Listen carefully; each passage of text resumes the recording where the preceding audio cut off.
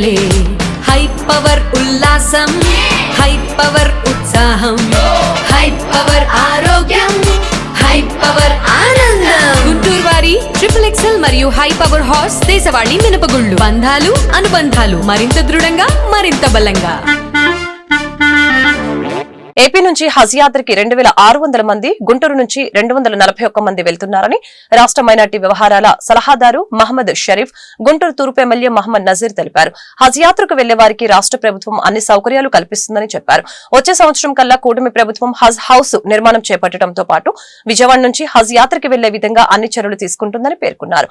గుంటూరు రాజాగారి తోట star convention హాల్లో ఆంధ్రప్రదేశ్ హజ్ pilgrims 2025 vaccination కార్యక్రమంలో రాష్ట్ర మైనార్టీ వ్యవహారాల సలహాదారు షరీఫ్, ఎమ్మెల్యే నజీర్ పాల్గొన్నారు. ఈ సందర్భంగా వారు మీడియాతో మాట్లాడారు. గత వైసీపీ ప్రభుత్వం చేసిన నిర్వాకం వలన హజ్ యాత్రకు వెళ్లేవారు ఇబ్బందులు పడుతున్నారని ఆరోపించారు. హజ్ యాత్రకి వెళ్లే వారికి ఇచ్చే పారితోషికాన్ని వచ్చే సంవత్సరం నుంచి కూటమి ప్రభుత్వం అందిస్తుందని చెప్పారు.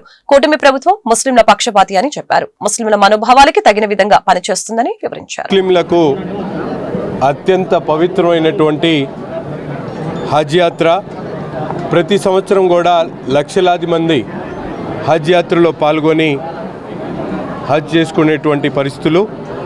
ఈ సంవత్సరం కూడా ఆంధ్ర రాష్ట్రం నుంచి దాదాపు 2600 మంది హజ్ యాత్ర కోసం ప్రభుత్వం ద్వారా హజ్ కమిటీ ద్వారా అప్లై చేసుకోవడం, వాళ్ళందరికీ కూడా హైదరాబాద్ నుంచి కొంతమంది బెంగళూరు నుంచి ప్రయాణానికి సిద్ధమవుతున్నటువంటి పరిస్థితుల్లో ఇంటర్నేషనల్ ట్రావెల్కి ఉన్నటువంటి నిబంధనల ప్రకారం వాళ్ళకి ఇచ్చేటువంటి వ్యాక్సినేషన్ కార్యక్రమాన్ని ఈరోజు medical and health department Haj committee సౌజన్యంతో ఇక్కడ నిర్వహించుకోవడం జరిగింది. గుంటూరు జిల్లా నుంచి దాదాపు 241 మంది హజ్ యాత్రకు వెళ్తున్నటువంటి పరిస్థితులు ఉన్నాయి. ముఖ్యంగా ఉమ్మడి ఆంధ్రప్రదేశ్లో ఆనాడు ఆంధ్రప్రదేశ్కి హజ్ హౌస్ కావాలనే ఆలోచనతో హైదరాబాదులో మొట్టమొదటిసారిగా హజ్ హౌస్ కట్టినటువంటి నాయకుడు చంద్రబాబు నాయుడు గారు. అంతేకాకుండా 2014-19లో తిరిగి విడిపోయినటువంటి ఆంధ్రప్రదేశ్లో, ప్రత్యేక ఆంధ్రప్రదేశ్లో కూడా హజ్ హౌస్ యొక్క అవసరాన్ని గుర్తించి విజయవాడతో పాటు కడప నగరంలో కూడా ఒక ప్రత్యేకమైనటువంటి హజ్ హౌస్ నిర్మాణం చేపట్టినటువంటి పరిస్థితులు.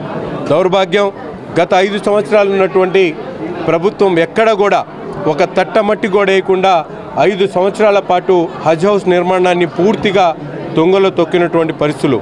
ఈ ప్రభుత్వం, కూటమి ప్రభుత్వం 8 నెలల కాలంలో ఏర్పడిన తర్వాత హజ్ కమిటీని ఏర్పాటు చేయడంతో పాటు ముఖ్యంగా ముస్లిం నాయకులందరూ కూడా కలిసి గౌరవ ముఖ్యమంత్రి గారిని హజ్ హౌస్ యొక్క ప్రాముఖ్యతని, దాని అవసరాన్ని చెప్పడంతో వెంటనే ఆయన కూడా రాబోయేటువంటి సంవత్సర కాలంలో తప్పకుండా ఇక్కడి నుంచి ప్రయాణం చేసేటువంటి ప్రతి ఒక్క హాజీ కూడా ఆంధ్రప్రదేశ్ నుంచి ప్రయాణం చేసేటువంటి విధంగా వారి సౌకర్యార్థం ఒక హజ్ హౌస్ని నిర్మాణంతో పాటు ముఖ్యంగా మన ప్రభుత్వం ఇచ్చినటువంటి వాగ్దానం ఏదైతే ఉందో హజ్కి వెళ్ళేటువంటి యాత్రికులకు ఇచ్చేటువంటి పారితోషికాన్ని కూడా వచ్చే సంవత్సరం నుంచి ప్రవేశపెట్టాలని చెప్పి గౌరవ ముఖ్యమంత్రి గారిని రిక్వెస్ట్ చేయడంతో పాటు ప్రిన్సిపల్ సెక్రటరీ, చీఫ్ సెక్రటరీ గారి దృష్టిలో కూడా ఈ విషయాన్ని పెట్టడం జరిగింది. తప్పకుండా ఈ సంవత్సరం గత ప్రభుత్వం నిర్లక్ష్యం వల్ల ఈ సంవత్సరం వెళ్ళేటువంటి యాత్రికులకు కొద్ది ఇబ్బంది కలిగిన మా పర్సనల్ నెంబర్స్ అన్నీ కూడా వాళ్ళకి ఇవ్వడం జరుగుతూ ఉంది.